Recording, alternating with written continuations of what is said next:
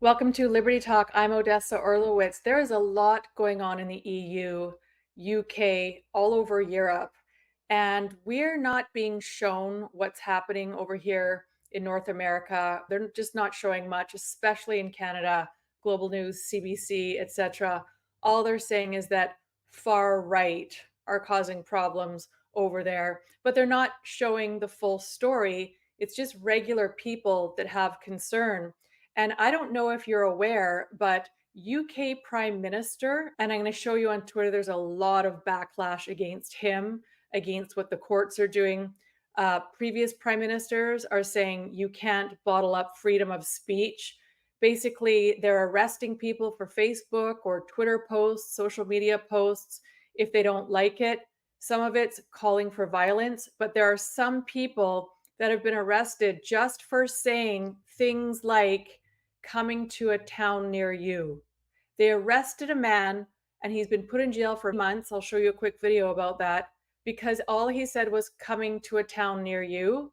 We've seen some jaw-dropping prison sentences being handed out in the UK in response to last week's riots. But this one really goes beyond the pale. 51-year-old Lee Joseph Dunn will spend the next 2 months behind bars for 3 Facebook posts. Wow, what did he say? Must have been pretty bad, right? Did he call for violence, attacks on migrant hotels? From Whitehaven News, this is what he was imprisoned for. Dunn had posted 3 separate images. The first one showed a group of men, Asian in appearance, at Egremont Crab Fair 2025 with the caption, "Coming to a town near you." The second also showed a group of men, Asian in appearance, leaving a boat onto Whitehaven Beach. This, said Mr. Shelley, had the caption, "When it's on your turf, then what?" The final image showed a group of men, again Asian in appearance, wielding knives in front of the Palace of Westminster. There was also a crying white child in a Union flag t-shirt. This was also captioned with the wording, "Coming to a town near you." Controversial? Maybe. But literal prison time for words which didn't even contain any call for violence. Is this actually who they're emptying the prisons of real criminals to make space for? People who post "coming to a town near you" on Facebook. You're truly telling me that this is the bar now? It's so low they're going to have to start building entire new prisons just to process all the thought criminals. To emphasise, Dunn seemingly didn't even attend any of the protests. He wasn't involved in any rioting. Legal buffs may also question why he immediately pled guilty, when even under the UK's draconian hate speech laws he would have stood a good chance of fighting the charges. Since Dunn's sentence was reduced by 1/3 as a result of his guilty plea, you wonder how much more time he'd have spent behind bars if he'd have contested the charges. Lest we forget that Brits are now being told that if they merely observe a riot, or just happen to be unfortunate to be in the general vicinity of where one's happening, they too will face a knock on the door and criminal charges. As well as if they post inaccurate information online. We've truly entered a new dark age. And as Matteo Salvini asks today, how long before any and all criticisms of the consequences of mass migration is outlawed entirely? So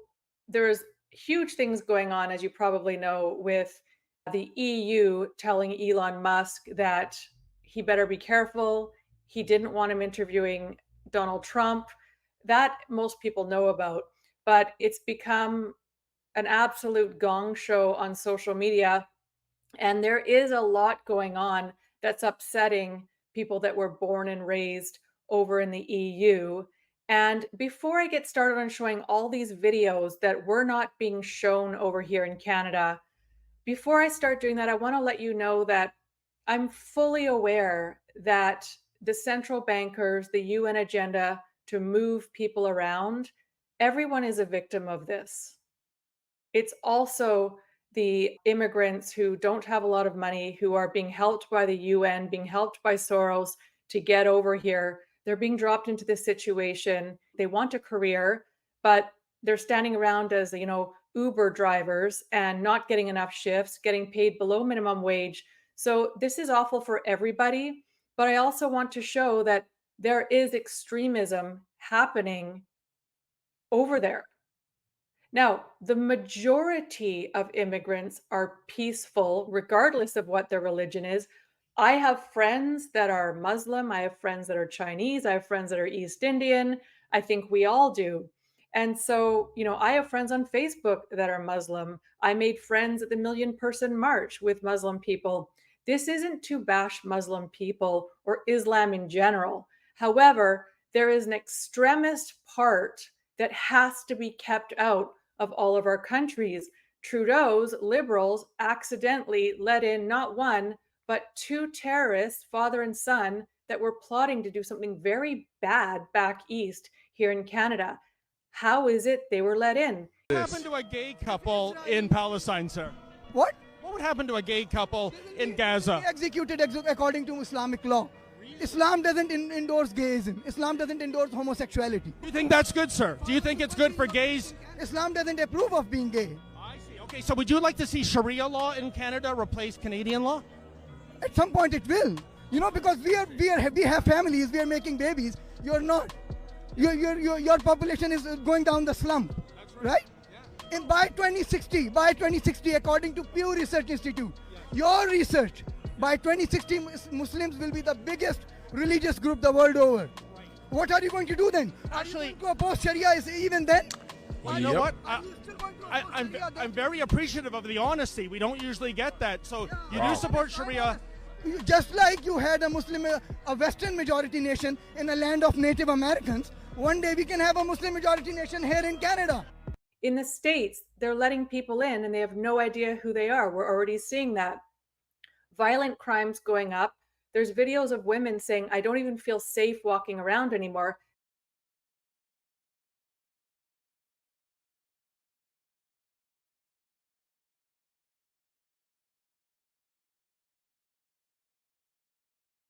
Now, they're not talking about the 99% of peaceful immigrants, but it's gotten pretty bad. And so now there's civil uprisings happening over there. But for us to ever think it would be smart to also start getting violent isn't a good idea, because that is what they want.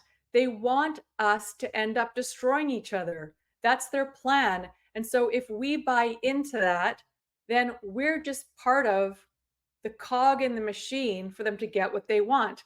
It doesn't mean you shouldn't expose corruption. Social media, Substack, anytime you can, expose it through independent media, whatever you're doing to help expose corruption, that's the most important, because the more that all nationalities see what the agenda is, the more we can actually come together, the peaceful parts of all of us, meaning whether you're Christian, Muslim, Hindu, every religion, most people want freedom now. And most people, especially the ones that migrate over here, want the Canadian lifestyle or the American lifestyle, where live and let live, and we all can, cohabitate beautifully. We have to remember that we need to unite and actually show what the agenda is. So before I get into showing some pretty horrific videos that are being completely censored over here and censored by certain mainstream media over in the UK and the EU, I want to quickly read out a book that was recommended to me by a viewer. Thank you. I appreciate the beautifully intelligent people that watch my show. But quick message from my sponsor and we'll get right into it. Did you know if the banks do a bail-in, they can take the contents in your bank vault? But storing your gold and silver at home could be a huge security risk. Every day, our dollar is worth less and less. Inflation is stealing the only savings families have. Now more than ever, it's so important to hedge the savings you've worked so hard for. Banks have been failing all over the world, and social credit has all but arrived. But did you know you can do wholesale price vaulting and retail delivery from the most prestigious, reliable company in Canada? Did you also know if you decide to leave Canada, your gold and silver can be sent right to you after you arrive to your destination? The only company I personally use and trust are those awake guys at New World Precious Metals. Take control of your family's future. You can just click the link in my show description or type in the web address libertytalkcanada.ca/gold to get on their mailing list, attend their webinar, or book an appointment. Let them know Odessa sent you. Before we get started, most of us know that Iran did threaten to start attacking Israel. As of the time of the recording of this show, it hasn't happened, Apparently, the Americans are trying to have that stop. We know it's all theater, but Iran may attack Israel. And Trudeau has also said that people in Lebanon need to get out, that they don't know if they can save any Canadians in Lebanon if they don't get out soon. Now, we don't know if any of this is going to happen or if it's fear porn and part of the theatrics.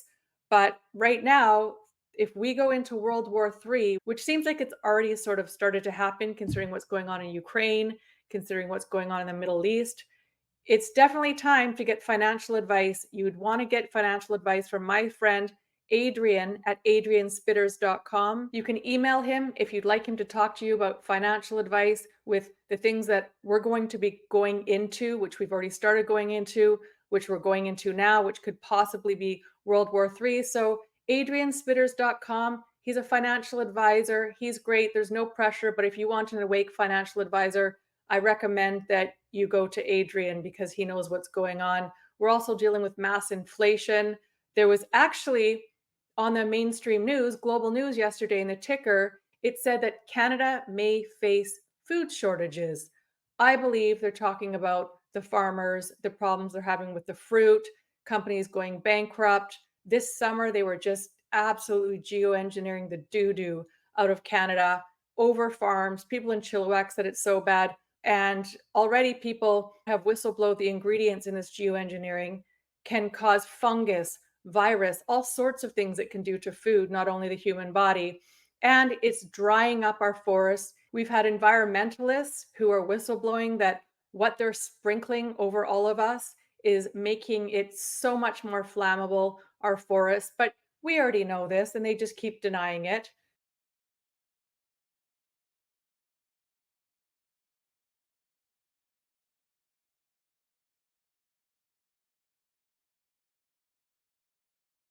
So now we have a huge problem in BC with our apples and other fruit that have just gone to the wayside. And they're warning that Canada may see food shortages. What does that mean? To me, that means everything will become more expensive because there'll be less of it. So the poor will now be homeless. The people at the very bottom will be the ones that are the most in trouble because, if you only have 100 plums instead of 1,000 coming in, they'll just raise the price. So it's going to continually affect the poorest. Here in Canada, I just listened to the fact that people aren't donating to the needy as much anymore at all. The donations have gone down 50%. That's because the next rung up of people financially, they're being pinched, so they don't have extra money to now donate, and it's a vicious cycle. We've called that this would happen. People that have been protesting the whole COVID thing, we warned all this was coming, and it's coming. So if you want advice, go to Adrian at adrianspitters.com, and we'll get right into all these videos that I compiled that took me 2 days so that you didn't have to search high and low through Twitter, through Facebook, through social media. I've compiled a bunch of things to give you an idea of what's going on over in the EU, as well as some people getting upset in Toronto about roads being blocked off by pro-Palestinians who are doing prayer.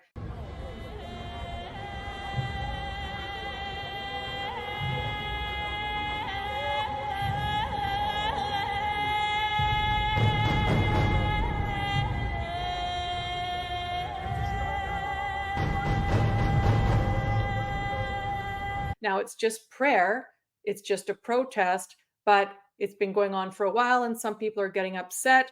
I know that I feel people have a legal right to protest, but what's interesting is we, part of the freedom community, Freedom Convoy, we were the ones that are peaceful. We stayed peaceful the whole time. I wasn't in Ottawa, but what I'm saying is our movement stayed peaceful the whole time. Well, that's not happening with some of the pro-Palestinians.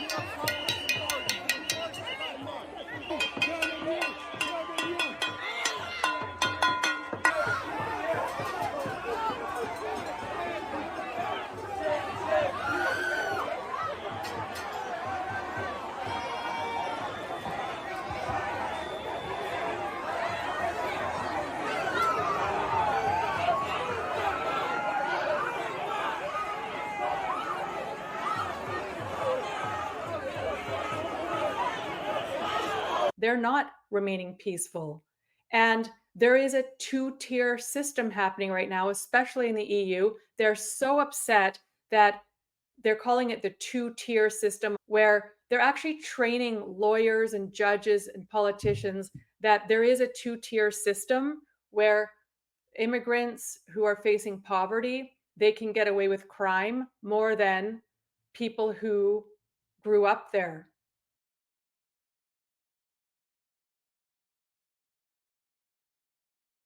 People who are living over there in the EU and in Britain and Europe, all nationalities, including people that are tax-paying Muslims that came in the correct way, legally and lawfully, they're sounding the alarm. Where she was offered a fat chunk of money to put these immigrants in her house, her property. Then a delivery came, a container, and she dared to open that container and saw that that container had guns in it. And the question was, back then, I thought, are these people supporting the British Army? Are they going to be working with them? No, I think this, and this could get taken down. They allowed people to come into this country. There are well above capacity for this country to handle the amount of people. We all know that because we're feeling it, right? Something like 68 million when there should be 32. They bring them over, they let them in, they put them in the hotels, and then they give them guns. Then they create a civil war. And who's got the guns? The immigrants. And what happens? A civil war at a level that people haven't seen. If you're shocked by what's occurring right now, prepare yourself with what's to come. Because if what I think is going to happen, and if these immigrants are pissed off by what you guys have done, or what you guys have been programmed dumbly to sheepy follow and do, think about it. The government let them in. They house them. They give them everything for free. You're going to get pissed by that. There's no doubt about it. I get pissed about it. Why am I working? Why am I paying taxes? Why am I having to pay for everything? And they're getting everything for free. Who's not going to get pissed about that? The government let them in. They house them for free. The locals get pissed. They get angry and riot. They abuse Muslims. Because these are what the immigrants are, largely, aren't they? They're Muslims from the countries that the West have gone in and screwed over. They piss off the immigrants rise. Who's going to give the guns to the immigrants? It's not even going to give, they've given them. There is an army of people within. And those people, when they come up, you and your wheelie bins and your pallets and your distant level of attack is nothing compared to what they can deliver, because they've faced it themselves in their own countries at the hands of people. They went through everything that they were supposed to do to come in lawfully and legally, and now they're seeing chaos in their streets. A lot of these beautiful Muslim people, they fled their countries. They did it right. They did it lawfully and legally because they wanted a better life. They didn't want to live under Sharia law. They didn't want to be beat up for not obeying their husband, etc., etc. Most of them don't want Sharia law, but there are some things happening that are concerning. I'm going to show you in the States that they're allowing the whole community to have to hear 5 times a day the call to prayer, as if you're in Egypt or something. My mom and I, we traveled to Egypt, and 5 times a day, they would do this call to prayer that's very loud over the loudspeaker. They're now allowing that in Minneapolis, where everybody hears a call to prayer, an Islamic call to prayer. But, it's not supposed to be like that. We're supposed to come over here and respect that everybody has the right to freedom of religion in their own temples and mosques and churches. But now the whole community has to hear the call to prayer. I mean, when does this stop? They've taken prayer out of school, but now those same communities have to hear Islamic prayer over the airwaves. There's nothing wrong with people wanting to pray 5 times a day if they're from the Islamic faith and the Muslim faith, but do we force people to listen to Christian prayers over the airwaves or Buddhist prayers? Where does this stop? This is a momentous occasion for inclusion and freedom of religion in Minneapolis. With the stroke of this pen, we and our Muslim community will have the ability to hear the call to prayer in Adhan 5 times a day. But importantly, this is not just about our Muslim community. This is about all of us that have some form of faith or religion. From the church bells to the blow of the shofar to Adhan and the call to prayer. This is about inclusion, peace, and freedom of religion. Assalamu alaikum.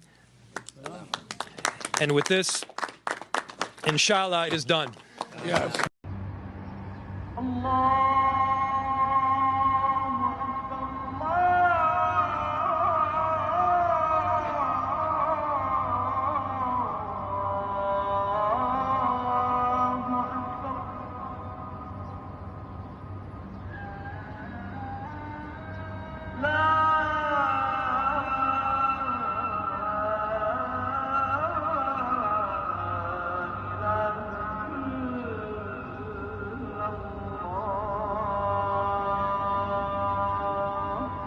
And it's obvious to me that because we are not reproducing with the 2.1 that we need per family for Native Canadians and Native Americans, meaning people born here, people that have been here for a long time, we're not reproducing. So they're bringing in immigrants from all over the world to come in and replace that problem. Not only our Muslim communities, but African communities, Asian communities, Hispanic communities, and the wave still continues. It's not going to stop, nor should we want it to stop. As a matter of fact, it's one of the things I think we can be most proud of. So there's a second thing in that black box, an unrelenting stream of immigration, non-stop. Folks like me who are Caucasian of European descent, for the first time in 2017, will be in an absolute minority in the United States of America. Absolute minority. Fewer than 50% of the people in America, from then and on, will be white European stock. That's not a bad thing. That's a source of our strength. The fact is, we are not reproducing, and you probably saw in my last video that I posted the true stats of that. So a lot of the politicians realize that most of the population are going to be immigrants over the next 50 years. And so they're switching where their priorities lie. And there's huge money coming in and lobby groups so they get what they want. And I'm sure there's bribes and payoffs involved. There always is. Okay, like I promised, I want to read this out to everyone before they watch these videos, because I think this is an important discussion to show that this isn't a racist conversation. This is the reality of what all of us are going through, including the immigrants. It's called Weapons of Mass Migration, Forced Displacement, Coercion, and Foreign Policy, Cornell Studies in Security Affairs. This is dedicated to politicians, this book. Weapons of Mass Migration. At first glance, the U.S. decision to escalate the war in Vietnam in the mid-1960s, China's position on North Korea's nuclear program in the late 1990s and early 2000s, and the EU resolution to lift what remained of the arms embargo against Libya in the mid-2000s would appear to share little in common. Yet each of these seemingly unconnected and far-reaching foreign policy decisions resulted, at least in part, from the exercise of a unique kind of coercion, one predicated on the intentional creation, manipulation, and exploitation of real or threatened mass population movements, meaning moving around. In Weapons of Mass Migration, Kelly M. Greenhill offers the first systematic examination of this widely deployed but largely unrecognized instrument of state influence. She shows both how often this unorthodox brand of coercion has been attempted more than 50 times in the last half century, and how successful it has been well over half the time. She also tackles the questions of who employs this policy tool, to what ends, and how and why it ever works. Coercers are the central bankers, the top of the top, the elite. They're moving their stock around. We're their stock. They see us as animals. We're just their stock to move around so that they can have things the way they want. They can continue to control everybody. I mean, if we engage in this civil war, they'll be happy as clams if we destroy each other. And we're not going to do that. I feel that enough people are awake to this that that's not going to happen. There might be I think there will be some people that engage in that, but I just don't think a full-on civil war is going to happen because too many people are seeing the agenda. So I'm here not to cause more chaos and more division. I'm here to say, hey, all of us are being screwed by these people. Okay, who employs this policy tool and to what end, and how and why it ever works? Coercers aim to affect target states' behavior by exploiting the existence of competing political interests. You hear that? Exploiting the existence of competing political interests and groups, Greenhill argues, and by manipulating the costs or risks imposed on target state populations. This coercion by punishment strategy can be effected in two ways. The first relies on straightforward threats to overwhelm a target's capacity to accommodate a refugee or migrant influx. The second, on a kind of norms-enhanced political blackmail that exploits the existence of legal and normative commitments to those fleeing violence, persecution, or privation. The theory is further illustrated and tested in a variety of case studies from Europe, East Asia, and North America. To help potential targets better respond to and protect themselves against this kind of scholars, government officials, and anyone concerned about the true victims of this kind of coercion, the displaced themselves. The displaced themselves are victims, but so are the longtime tax-paying residents who have been following the law, who aren't getting violent, who don't bring their ideology to the streets, who aren't okay with churches being lit on fire, who aren't okay with synagogues being lit on fire, who just want peace and law abiding and freedom. What's happening now is freedoms are being taken away from people who are law abiding, tax paying citizens.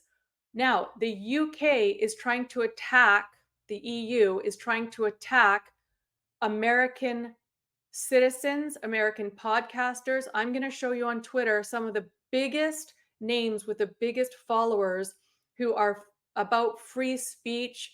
Most of them are supporting Republican or Libertarian. Huge names over here are being threatened by the EU. They're saying to Elon Musk, get rid of their account. And they're saying, they're showing the letters they're getting. F you, I'm an American citizen. Twitter is American based. We have freedom of speech over here. And this guy is just getting pummeled. The two-tier guy, the prime minister, we'll get to who their names are. I want to make sure I get it all straight of who said what. But there's a lot going on. And I went on CBC. All they're saying is a few days ago, right wing are causing chaos and lighting fires. You're going to see a video actually where they're trying to say it's right wing violence, and the immigrants come up and start doing violent rhetoric behind her, and it was live. And so they stopped filming. So there's a huge cover up over here in Canadian news, huge cover up with most of American news. I haven't checked out Fox in a while, but if it wasn't for social media, people wouldn't actually see what's going on. So to me, it's just keep exposing the truth that there's two sides to every story. And like I said before, there's women saying, don't feel safe anymore. I used to be able to walk down the street and nobody catcalled me. Now I'm getting the you know that, girls? Have you ever traveled and gotten the it's awful. I've gotten it, and it's so gross and degrading. We're promoting women's rights. We're promoting LGBTQ rights, but they're bringing in people who don't believe in that. And speaking of, I talked to my good friend Drea Humphrey from Rebel News yesterday on the phone for a while. Thank God for her. She keeps me sane. And she attended downtown the gay pride event to, you know, report on it. And she said, Odessa, they're covering up the fact that the pro-Palestine protests who know when the gay pride event is, know what intersections they're going to be in, are continually showing up across Canada and in the States, but they're showing up across Canada and they're blocking gay pride events. So she witnessed it herself. She said there was politicians who'd purchased a float and they came up and at a certain point blocked them from the rest of their parade. So here we have Trudeau saying, we're going to give $1.5 million to gay pride so they can get extra security so that, you know, these awful people, he's insinuating right wing, don't block or stop or intimidate it.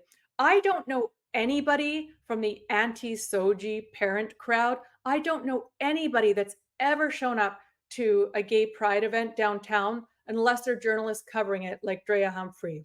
So I don't know anyone that's gone down there to intimidate them across Canada. They just stay away from it because they don't want to see naked men gyrating in front of children. So there's been the odd person that will go peacefully and catch what's happening. Good for them. But that hasn't happened from so-called right-wing people. No, now the pro-Palestine movement are starting to block gay pride events.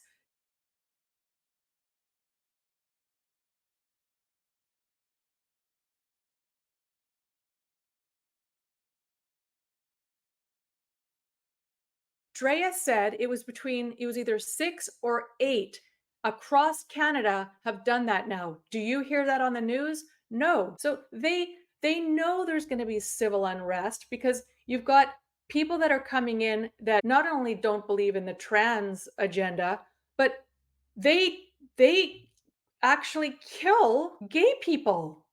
These are all the things that are being hidden from you in mainstream news that we actually really need to show so that there's even reporting on what's actually happening for the safety of women, the safety of gay people. You know, in other words, the pro-Palestine, they could do their marches and their protests any other time other than that 2 to 4 hours on that long weekend that gay pride was supposed to do theirs. Why don't they do it after or before or in a different location? No, they're purposely showing up to gay pride, blocking their events. And you know what happened? The gay pride organizer, according to Drea, she's doing a story on it. She's probably already released it.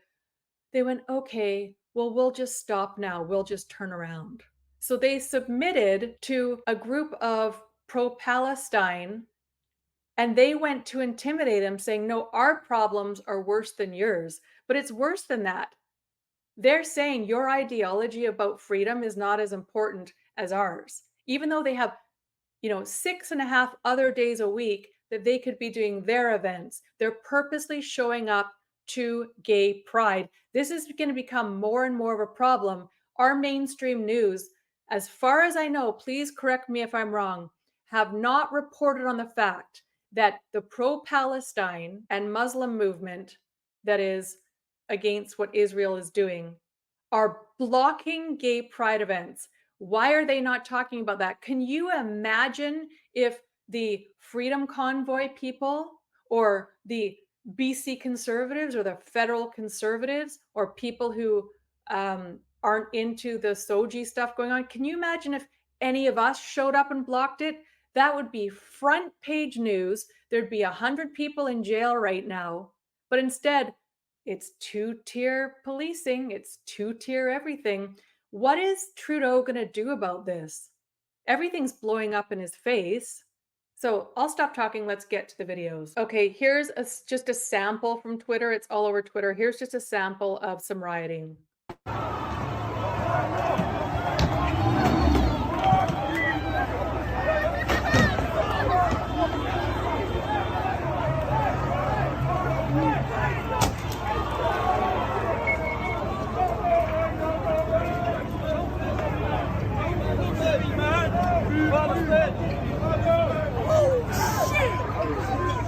There's just one. I'm going to show you guys on Twitter where to go to continue to follow this. But it's getting really serious over there. In fact, an ex-prime minister said, you can't stop freedom of speech in the EU and UK. Let's show the next one. Leaders have been speaking to the police as well because... Free Palestine! Free Palestine! Fuck India! But I think, apologies for the language you're hearing. So some context, the mainstream news, just like over here, are saying that violent right-wingers are causing chaos over there. And this is the story that news station has been selling, just like CBC. And instead, they couldn't hide it. These guys came up and showed what they're doing. And they're not the right-wing Caucasian people. But a sense of the anger, I think you can hear there. Yeah, Katie, I think Becky, I apologise. We need to leave you there, and Becky will have. So look at him. We need to leave you there. Yeah, let's not show that, because that's not what they're trying to show. She went down there to say right-wing violent people. I mean, the people that have been living there and paying taxes and following the law and not bringing their ideology to the street, of all nationalities, have been begging the politicians, enough immigration. We can't handle this. So many people have been sounding the alarm peacefully. Well, now that women are getting raped in the streets, a cop was stabbed by an illegal immigrant, and also crime rate has gone up through the lawful immigration where they're trying to get them processed. People are saying our society is out of control right now. We don't have enough housing. We don't have enough this and that. They were told to be quiet. So now people are hitting the streets saying, if you're going to stab our police and if you're going to rape our women and rape our teen girls, we're going to start hitting the streets, because people fought in wars to not have this happen to their villages, their towns, and their cities. Well, these guys were selling a narrative, and he literally wanted her to stop showing this. So I'm going to go back and show you the beginning of this. Community leaders have been speaking to the police as well because... Free Palestine! Free Palestine! Fuck India! But I think, apologies for the language you're hearing, but a sense of the anger, I think you can hear there. Yeah, Katie, I think Becky, I apologise. We need to leave you there, and Becky will have security there, and we will leave that. And I apologise once again for the language there. Our political... So women are saying that they're coming across groups of men like that who are catcalling them and surrounding them and making them feel unsafe, because there's a different cultural norm. These guys come from countries where the women are supposed to be covered up, and if you're not covered up, you're considered a hooker or a slut. I'm just being honest. So they come here, they know there's two-tier, they know they're being emboldened. And when the women start to complain, they're told they're right-wing extremists. I'm a woman. I've been to these countries. It's different. So they're not assimilating. When I say assimilate, I don't mean they can't pray to Allah. They can't go to their temples. They can pray all they want to their own God and their own religion, because religious freedom's important. It's very important for all of us. But they're coming here knowing they're guests, and they're catcalling women, tax-paying women. And the men are starting to get upset that this is happening to their wives, their sisters, and their daughters. Here is the court system in the EU. You'll see the contempt he has for a man that voiced his opinion on social media. This is happening to hundreds of people over there right now. Say that you did not want your money going to immigrants who, quote, rape our kids and get priority, end quote. This offence is so serious that an immediate custodial. So he said on Facebook, we don't want people here who rape our women and children. Well, there has been an uptick in rape of women and children and lesbians being beat up. I haven't checked if gay men have been beat up, probably, but you can't even say that now on Facebook. This guy, I mean, it's unbelievable what's happening over there. And the news is this is being covered up over here. The news is this is causing more civil unrest. There's a war going on between Twitter and the EU, and they're threatening extradition of Americans, of North Americans, if they make comments that they think fuel the fire. They will extradite you to the UK, EU. Sentence is unavoidable. Would you stand, please? 20 months for a Facebook post. The sentence that I pass has been reduced by 1/3 to reflect your guilty plea. The sentence is one of 20 months imprisonment. So they're just doing this. That's actually not the long version. The long version really shows the contempt that this elite, woke judge has for freedom of speech. Unbelievable what's happening over there. So this is former UK Prime Minister Liz Truss calling out Britain's attack on free speech. I am appalled by the attacks on free speech in Britain and Europe. We can't truly be free without free speech. Good for at Elon Musk and at X for standing up to these bullies. So she's the former PM, and there's a lot of politicians that are doing the same thing as her, just saying, what is happening? They're calling this guy fascist, the next Hitler.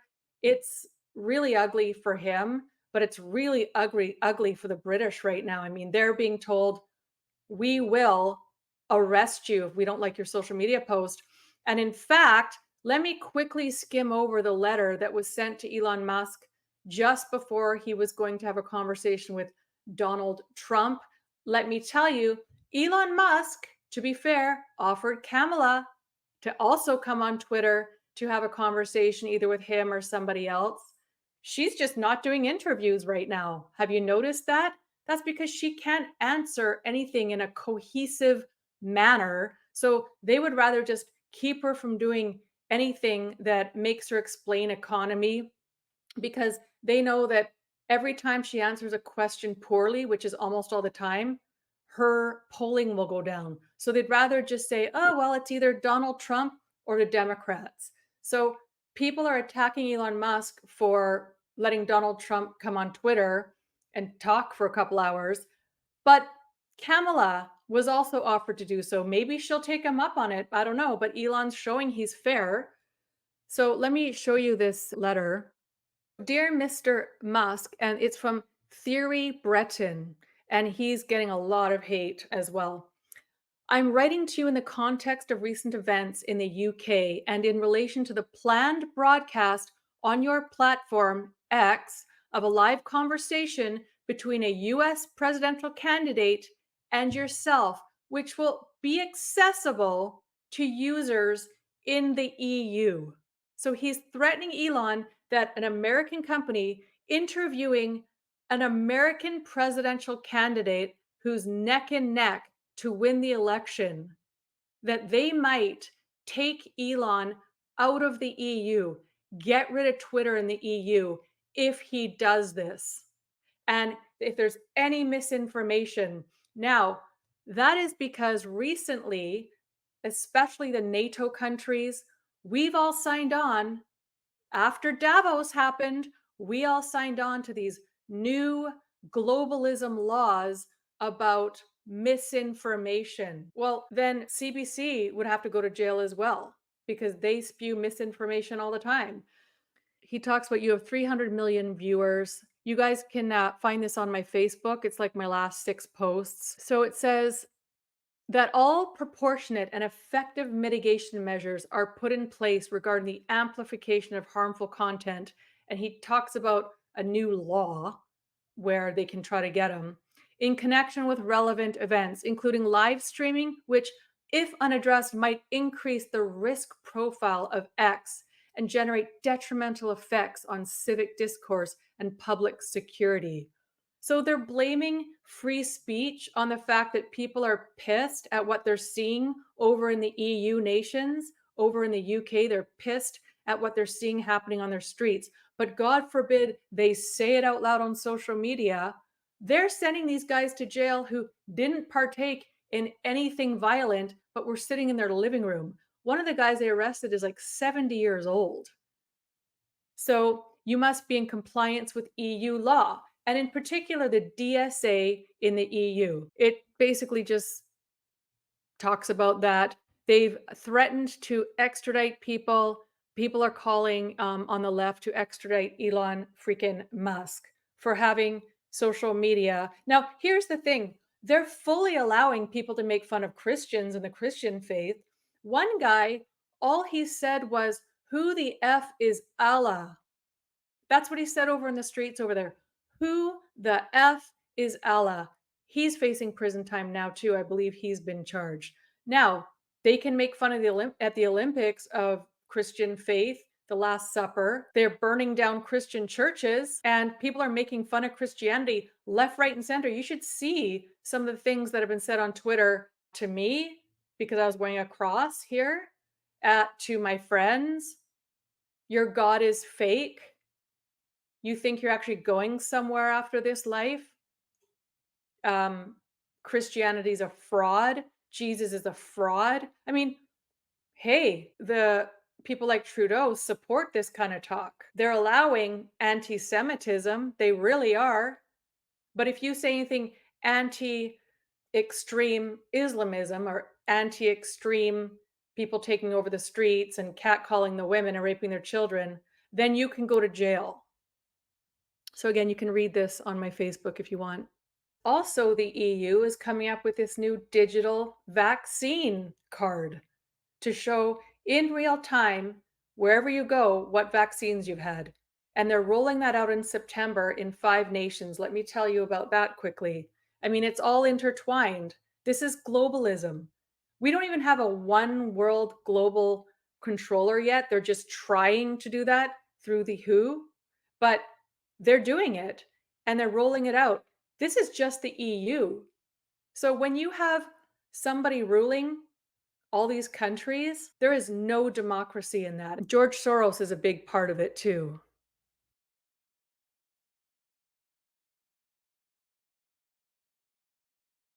Okay, this is Chris Wick News. Thank you, Chris Wick. chriswicknews.com. 5 countries test Europe's new digital leash. Oops, I mean Vax card. This is August 12th, 2024. He says, so it's happening. Europe's latest brilliant idea, the European Vaccination Card, EVC. Okay, well, I thought COVID was pretty much over. I thought they weren't allowing boosters to be forced on anyone anymore, including in our healthcare. So why are they doing this? And by the way, they're on mainstream news here, CBC, I believe it was encouraging people to go get the Mpox vaccine. They don't call it monkeypox anymore. It's been repackaged as Mpox, and they're encouraging people, especially in Toronto, to go get the latest and greatest monkeypox vax, even though last year a whole bunch of people already got it. Oh, there's a new one. Shocking that. A new one. It says, this is happening in Belgium, Greece, Germany, Latvia, and Portugal. You are the lucky guinea pigs who will test this thing in September.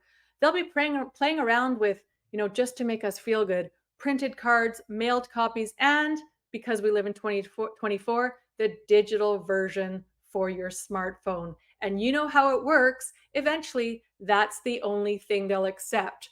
Remember when they did that with COVID? You could use your card for like a month. Then it was, nope, because people can copy them, they can make their own, they can do it fraudulently. It's a lot easier to just make a fake card. They'll say, sorry, because people are faking them, we only accept the digital version. That happened right here in BC for a long time. So it's designed to foster informed decision making on vaccination, improve continuity of care across the EU. No, it's more globalists putting a leash on everybody so that one day you can't travel without the 12 newest jabs that you need for that year for every single disease. Pandemic preparedness, the pressure to conform, the EU vax garbage. You can go read that. I'll put it in my description. Our politicians are aware how our population is going down. So they're going to start bending the knee to these new ideologies because that's going to be the population. Well, they have to make it loud and clear that if they come here, they will live by Canadian law. And it's been really close that Sharia law almost became law in certain areas of Toronto. I believe it didn't happen.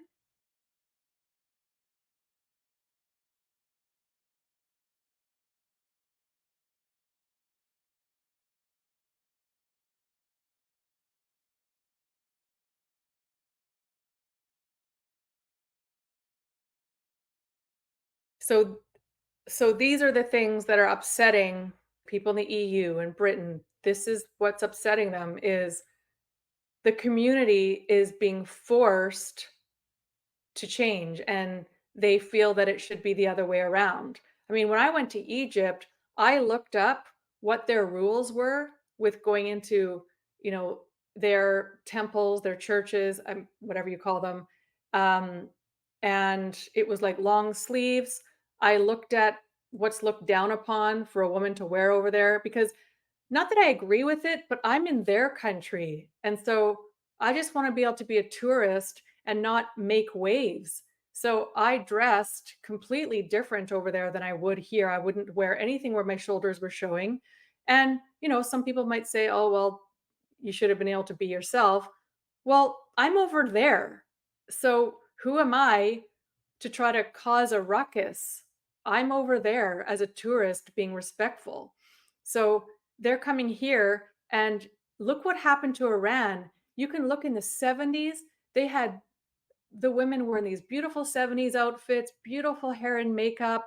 They had a thriving place to live. And then Sharia law and the extremists came in, and now look what they have to go through.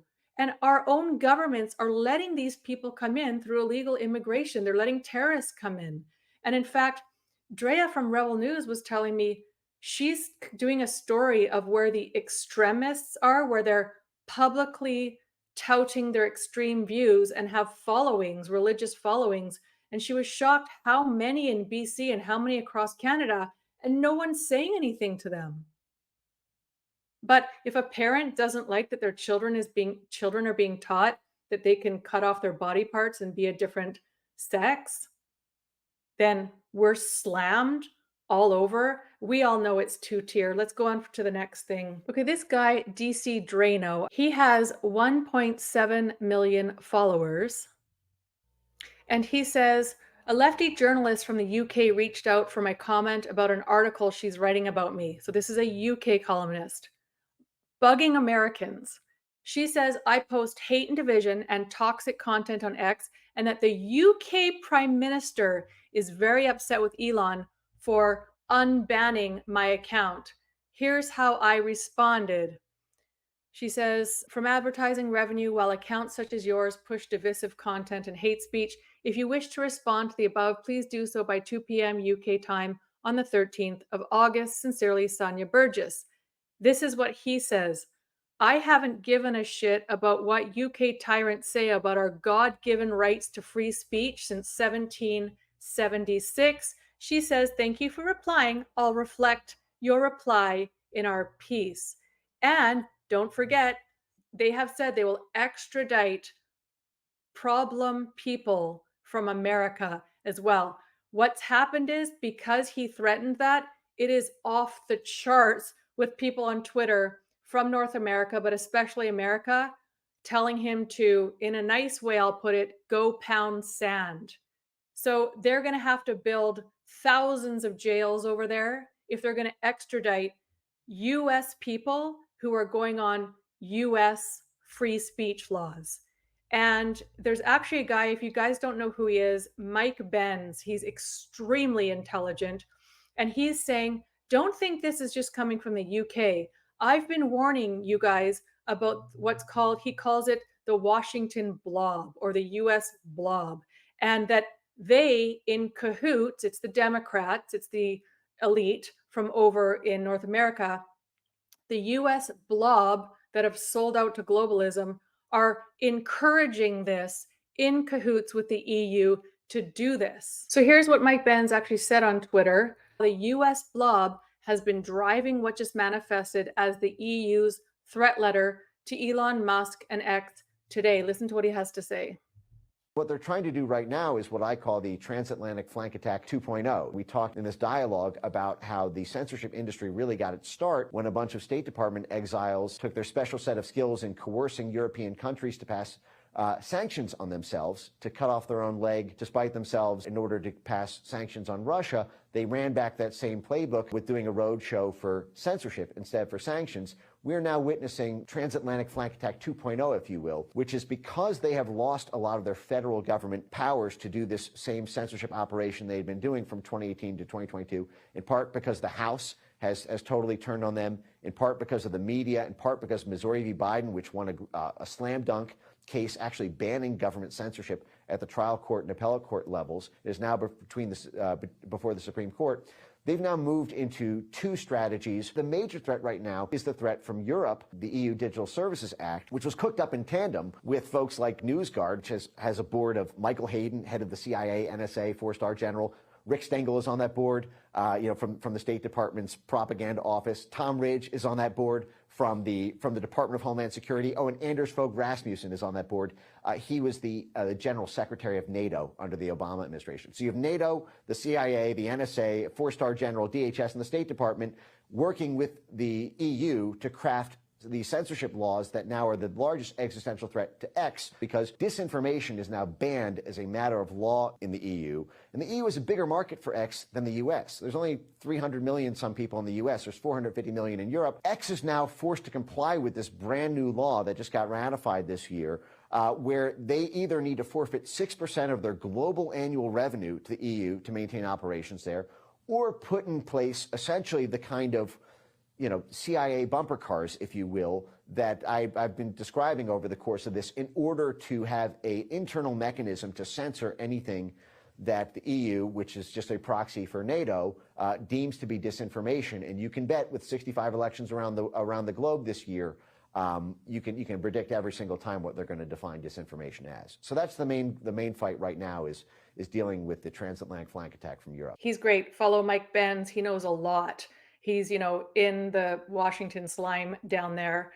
But we know it's bigger than that. We know that it's a worldwide globalist coup to move their stock around, bring the quality of life down for everybody else who's been living in this country for a long time, and do that, and then give free money to immigrants.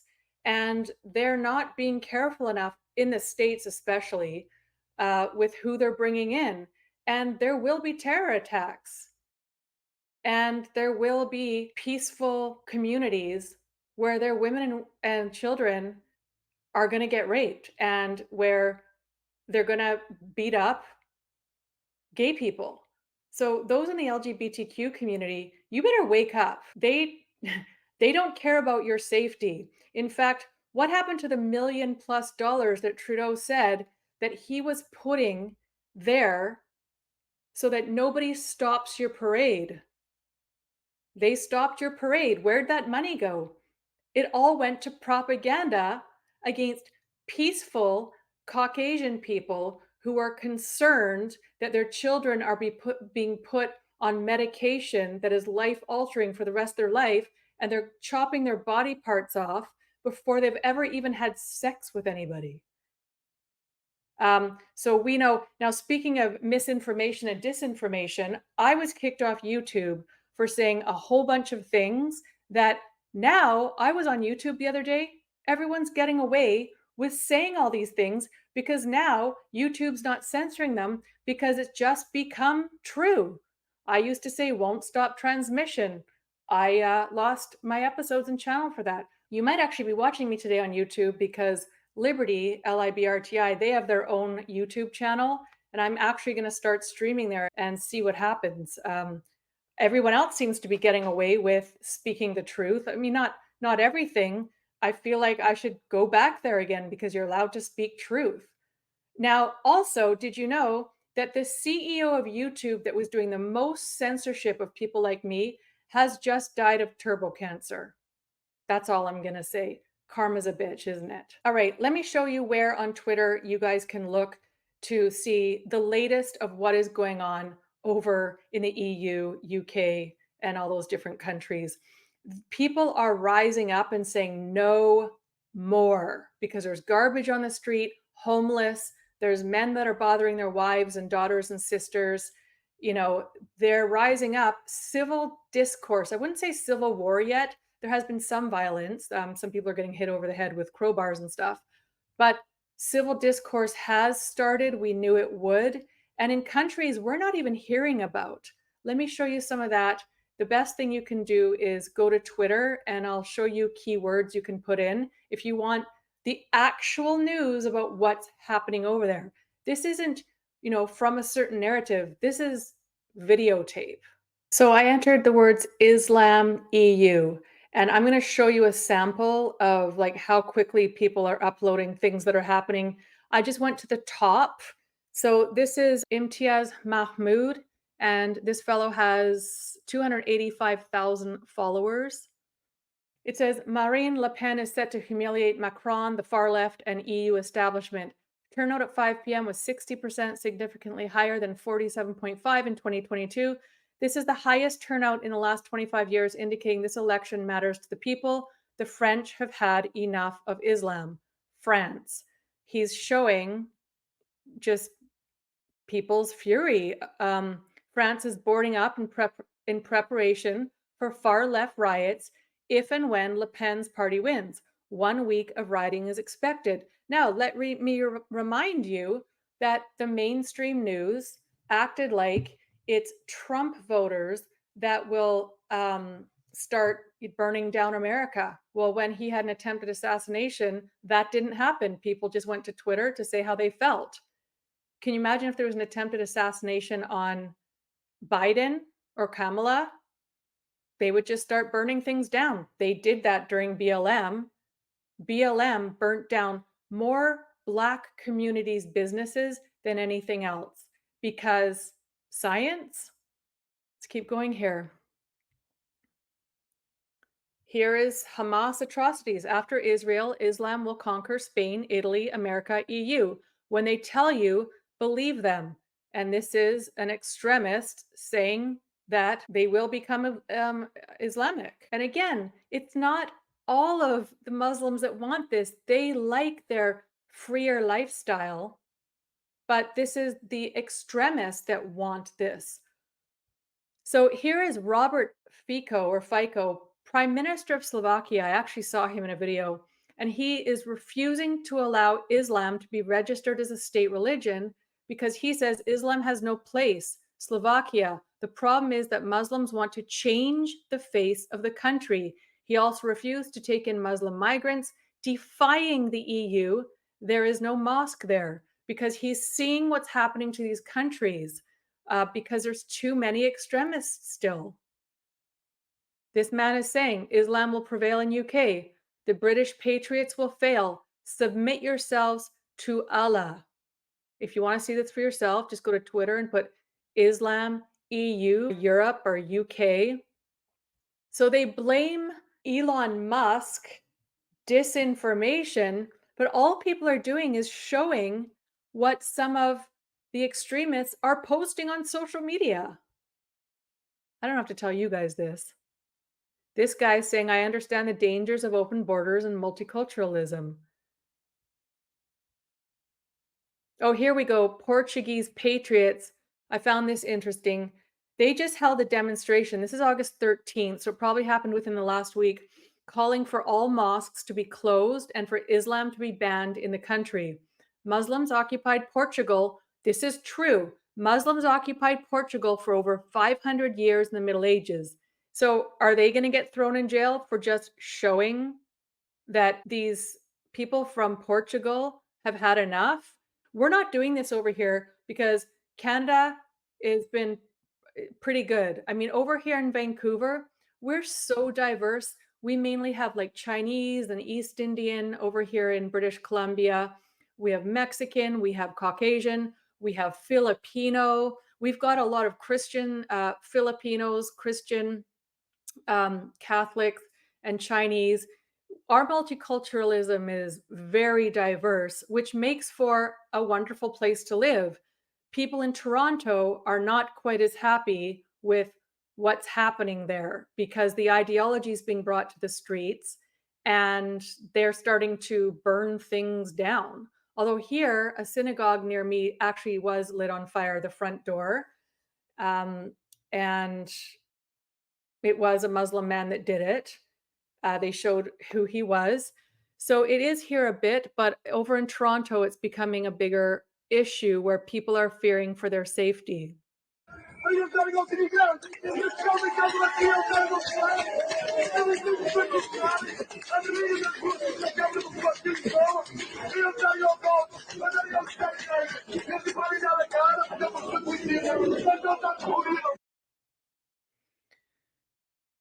I don't know who this man is.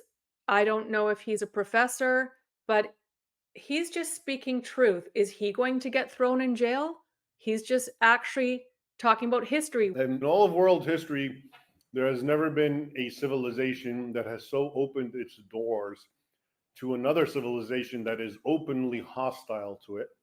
So this is unprecedented, what's happening. Your ancestors of Europe, and I describe it in my books because I write about history, fought tooth and nail to prevent Islam from entering and conquering Europe, because that was one of the grand plans that went on for century after century. From the east, the Turks were trying to enter Constantinople. They surrounded Vienna in 1683. And before that, the Muslims, I told you, went up into Tours in France in 732, 1,000 years later. This was an actual goal. And now Western Europe is saying, oh, none of that matters. It was a misunderstanding. Come on in. But they haven't changed. That mentality, and when I say they, that's obviously, I'm simplifying. The mentality that I've described is part of Islam. It's an Islamic concept. So the Islamic State, you're told, oh yeah, they have nothing to do with Islam. They've twisted it. No, they haven't. They are a representation of what Islam, the caliphs, the sultanates, the emirates, that's how they operated. The heads of Islam, the grand imams and the muftis said the same exact thing. Okay, so that is what it is. Again, it's not my point to arguing, oh, well, this particular migrant wants to conquer you. Maybe he doesn't. Maybe he's looking for a good life. I understand that, and that's what makes it complicated.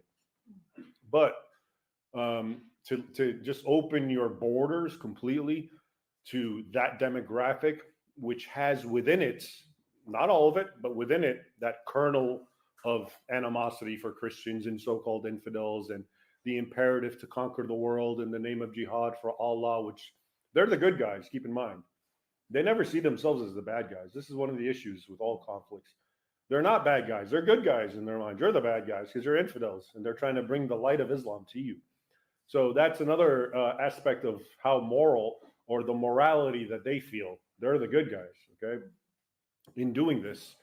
Because look at you, Denmark and Europe, you're all dissipated drunks and, profligates, and, there's no real, I'm sharing with you their arguments because I read it and I hear it.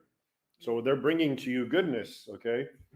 But before, your ancestors, because I guess they had their own social order and their own goodness, it was called Christianity, were able to fight it. But I guess in this current void of sort of this atheistic climate, well, anything goes, and who's to say they're wrong? Maybe they're right, et cetera, et cetera. And now you have what's happening. So it's a very unprecedented experience. A lot of people talk about the Roman Empire, this sort of thing happened, but it didn't, and we can get into that. It was actually, they were still cognizant of trying to maintain their own social, cultural mores, Rome. And it fell to the Goths and the Germanic peoples. And I'm just saying, some people use this analogy, but in this case, this is completely your doing. Not you, but it's Europe's doing. Okay, you're bringing a hostile force that's openly hostile. And lo and behold, when I look where Muslims are, I see chaos and violence and criminality and rape and grooming in England. Okay, that's what always happened under Islam. Okay, so is there a hope? I think so.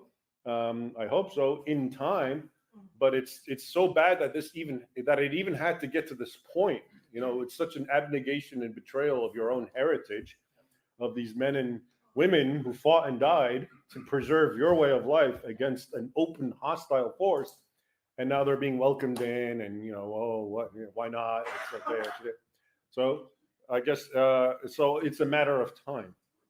So where's the hope?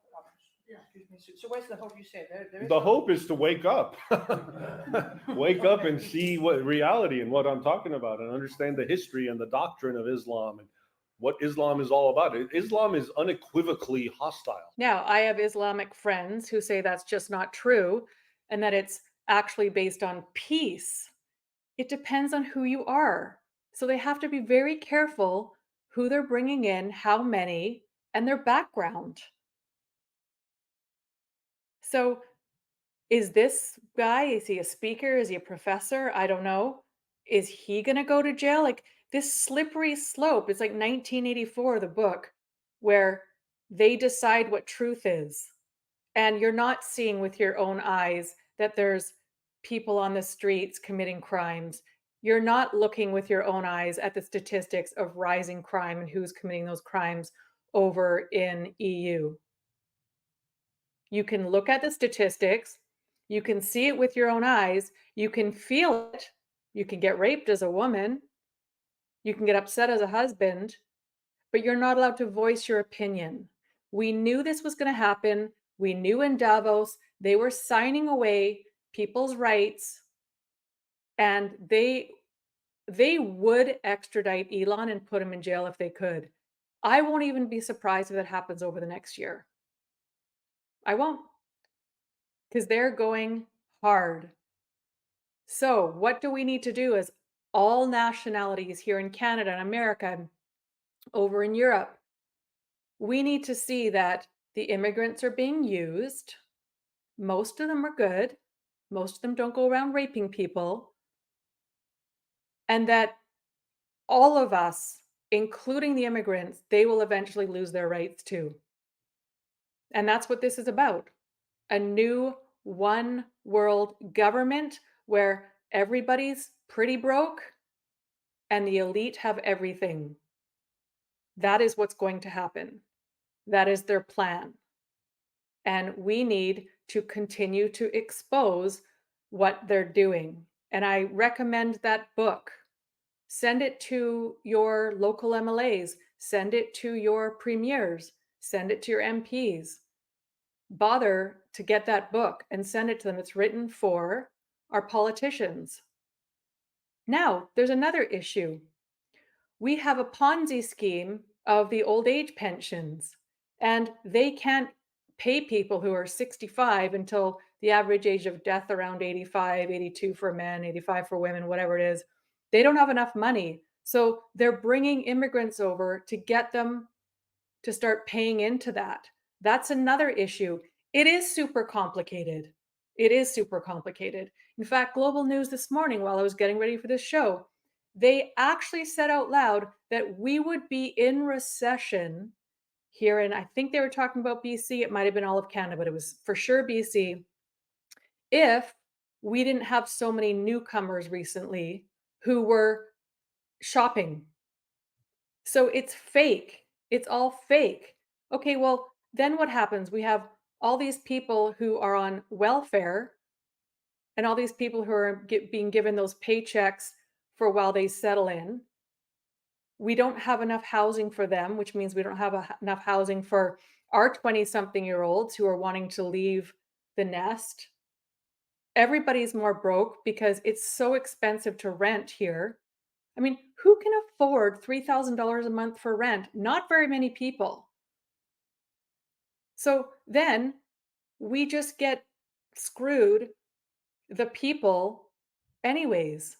So, Ebby and Trudeau, they want to say we're not in a recession. Even Global News admits we would be if we didn't have all these newcomers spending money. Well, where's that money coming from? It just pushes the problem over to another place.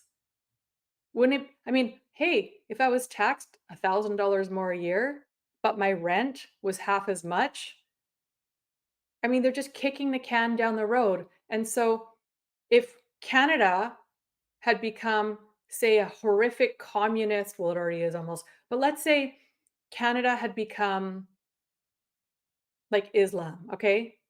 And we were under Sharia law, but America was still holding on to their freedom. If I was told by America, you and your family can move to America, we'll set you up with 3-4 grand a month, do you think I wouldn't go to flee from my insane country? Of course I would. They're just doing the same thing. And they're being promised this dream that is not happening when they arrive. You can see more about that where they're promised this dream. And then instead, there's 100 Uber drivers standing on the same corner with their finger up their nose because there's too many of them. And they're living almost homeless. They're being given housing, but they're living almost homeless. So again, please, let's not start violently hurting each other on the streets. Let's wake up to the fact that the billionaires are becoming trillionaires through this. Big pharma is becoming richer, and the rest of us are becoming poorer. While the elite, 13 families, the globalists, laugh making their billions off us. Thank you so much for tuning in. Please subscribe to my Rumble channel if you're watching me on YouTube, because I might not be here long. Again,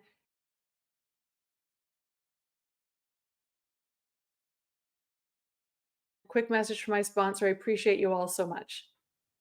What is the body's most important nutrient? By volume, the average body is 62% hydrogen, 24% oxygen, 12% carbon, and only 2% everything else. Health science is concentrated on minerals and vitamins, but those are part of only the 2%. When considering proteins and carbs, they miss the importance of hydrogen, how we normally get it, and its role in the body. Hydrogen is the building block of life, and it's involved in virtually every chemical process in the body. Without sufficient hydrogen, the body starts shutting down systems that aren't immediately life-threatening to preserve hydrogen and life. First, the regeneration system shut down, you age quicker and heal slowly. Then, the immune system shut down, you get sick easier. And finally, organs start to fail. Science is proving that chronic lack of hydrogen causes or exacerbates nearly every ailment known to man. How do we normally get our hydrogen? What is the best way to get hydrogen into your body? What is Brown's gas? Learn more at aquacure.life. That's aquacure.life. And if you do decide to buy the AquaCure AC50, put Liberty spelt normally in the discount code box for 5% off the retail price, and it's a 1-year money-back guarantee. Norb and I absolutely love ours.